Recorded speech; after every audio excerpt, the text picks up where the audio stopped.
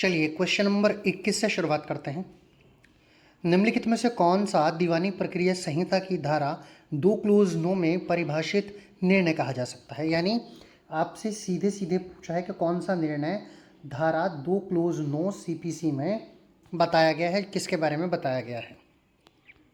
Option है एक आदेश, B एक डिक्री, सी एक आदेश या डिक्री के आधारों का कथन, या डी उपर्युक्त सभी। आपका राइट आंसर हो जाएगा ऑप्शन नंबर सी, एक आदेश या डिक्री के आधारों का कथन। Rajasthan jail law 2014, MP APO 2009, UP civil जज 2012, 3 बार इस सवाल को पूछा गया है। चलिए एक्सप्लेनेशन पर भी नज़र डालते हैं। शब्द है निर्णय। इस शब्द को सिविल प्रक्रिया संहिता 1908 की उपधारा 9, ये एक नहीं 9 है, ये आप याद रखें, में परिभाषित किया गया है, जिसके अनुसार शब्द निर्णय से न्यायाधीश द्वारा डिक्री या आदेश के आधारों का कथन अभिप्रेत है। अगले क्वेश्चन पर चलते हैं। दीवानी प्रक्रिया संहिता के अंतर्गत निम्नलिखित युग्मों में से कौन सा युग्म सही सुमेलित नहीं है, आपको बताना है। धारा 2 क्लोज 5 विदेशी न्यायालय, धारा 2 क्लोज 6 विदेशी निर्णय, धारा 2 क्लोज 11 विधिक प्रतिनिधि, धारा 2 क्लोज 10 अंतःकालीन लाभ। उत्तराखंड सिविल जज 2012 में इस सवाल को आपसे पूछा गया है और इसका right answer option number D है, यानी कि धारा 2 क्लोज 10 अंतःकालीन लाभ ये सही सुमेलित नहीं है। 2 क्लोज 10 में अंतःकालीन लाभ नहीं दिया गया है। चलिए इसका एक्सप्लेनेशन देख लेते हैं। दीवानी प्रक्रिया संहिता की धारा 2 क्लोज 10 के अंतर्गत निर्णित ऋणी को परिभाषित किया गया है। आप याद रखेंगे 2 क्लोज 10 में निर्णित ऋणी को परिभाषित किया गया है, जबकि अंतःकालीन लाभ जो कि गलत दिया गया था ऑप्शन में, वो 2 क्लोज 12 में है, और जो बाकी शेष विकल्प हैं वो सही सुमेलित हैं। यानी 2 क्लोज 10 गलत दिया गया था, 2 क्लोज 12 में अंतःकालीन लाभ है, 2 क्लोज 10 में तो निर्णित ऋणी को परिभाषित किया गया है। अगले सवाल पर चलते हैं। सिविल प्रक्रिया संहिता 1908 की धारा 2 क्लोज 9 के अंतर्गत निर्णय का अर्थ है। क्या अर्थ है? एक आज्ञप्ति, अपील का संक्षिप्त रूप से खारिज होना, एक आदेश या आज्ञप्ति के आधारों का कथन, या डी उपरोक्त सभी। सवाल को पहले भी देख चुके हैं, एक बार पहले भी मैंने कराया है। Right answer option number C, एक आदेश या डिक्री के आधारों का कथन या आप आज्ञप्ति कह सकते हैं। पूछा कब कब गया है? यूपी सिविल जज 2012 में सवाल को आपसे पूछा गया है। एक्सप्लेनेशन पर नजर डालते हैं। सिविल प्रक्रिया संहिता की धारा 2 क्लोज 9 के अनुसार निर्णय से न्यायाधीश द्वारा डिक्री या आदेश के आधारों का कथन अभिप्रेत है। आगे चलते हैं। अगला क्वेश्चन है, धारा 3 सिविल प्रक्रिया संहिता के अंतर्गत लघुवाद न्यायालय निम्नलिखित में से किसके अधीनस्थ हैं? केवल उच्च न्यायालय के, केवल जिला न्यायालय के, न तो ए और न तो बी के, ए एवं बी दोनों के। उत्तराखंड सिविल जज 2012, यूपी सिविल जज 2016। इस सवाल को 2 बार पूछा गया है और राइट आंसर ए और बी दोनों के, यानी उच्च न्यायालय और जिला न्यायालय दोनों के अंतर्गत लघुवाद न्यायालय इसके अधीनस्थ आते हैं। चलिए थोड़ा स्क्रीन को ठीक कर लेते हैं। लघुवाद न्यायालय की हम लोग बात कर रहे थे। चलिए इसका एक्सप्लेनेशन हम लोग देख लेते हैं। सिविल प्रक्रिया संहिता की धारा 3 के अनुसार जिला न्यायालय से अवर प्रत्येक सिविल न्यायालय उच्च न्यायालय और जिला न्यायालय के अधीनस्थ होते हैं, जबकि स्वयं जिला न्यायालय उच्च न्यायालय के अधीनस्थ होता है। यानी जिला न्यायालय से बड़ा कौन होता है? उच्च न्यायालय। और लघुवाद न्यायालय वो किसके अंतर्गत आते हैं? वो आते हैं जिला न्यायालय के अंतर्गत। आगे चलते हैं। निम्नलिखित में से सिविल प्रक्रिया संहिता की किस धारा में अंतःकालीन लाभ की परिभाषा दी गई है? धारा 2 क्लोज 4 में, धारा 2 क्लोज 6 में, धारा 2 क्लोज 14 में, धारा 2 क्लोज 12 में। अंतःकालीन लाभ, इसके बारे में हमने पहले भी बात की थी।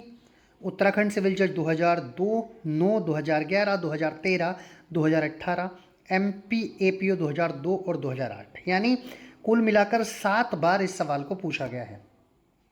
राइट आंसर अंतःकालीन लाभ दिया गया है 2 क्लोज 12 में, सीपीसी की धारा में। ये आप याद रखेंगे, option number D right answer है। इसका एक्सप्लेनेशन देख लेते हैं।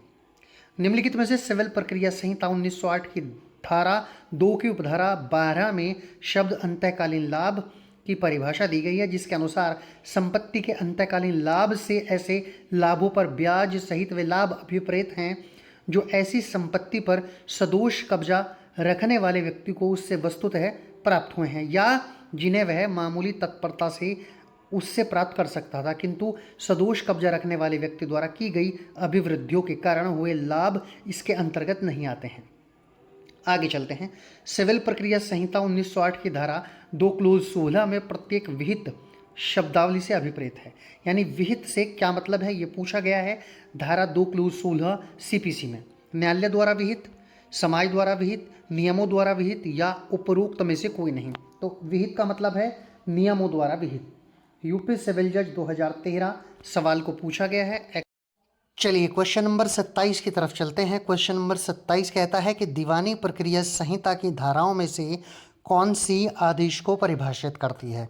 धारा 2 क्लोज 2, धारा 2 क्लोज 9, धारा 2 क्लोज 14 या फिर धारा 2 क्लोज 15। राइट आंसर हो जाएगा ऑप्शन नंबर सी, धारा 2 क्लोज 14 में आदेश की परिभाषा दी गई है। यह आप याद रखेंगे। इस सवाल को उत्तराखंड सिविल जज 2018, MP APO 2009 यानी 2 बार कुल मिलाकर ये सवाल आपका पूछा गया है। इसका एक्सप्लेनेशन भी देख लेते हैं।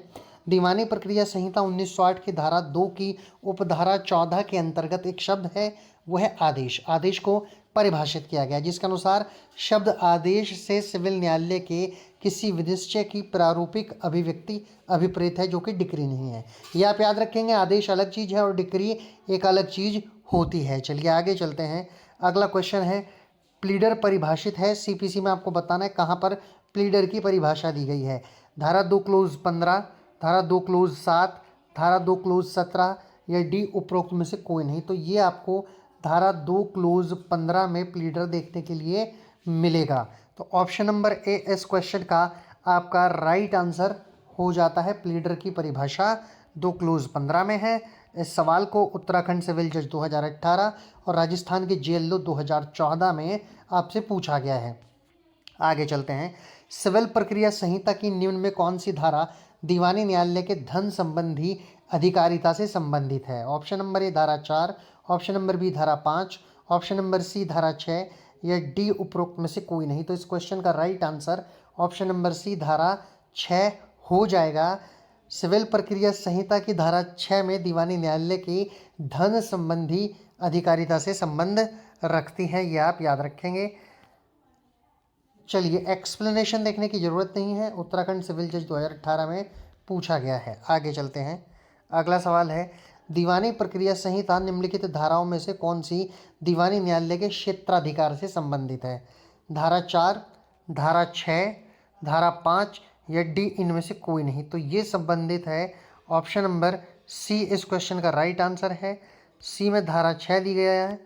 दीवानी प्रक्रिया संहिता धारा 6 में दीवानी न्यायालय के क्षेत्राधिकार से संबंध रखती हैं। आप याद रखेंगे। इस सवाल को MP APO 2009, उत्तराखंड सिविल जज 2011 और झारखंड सिविल जज 2016 में आपसे पूछा गया है।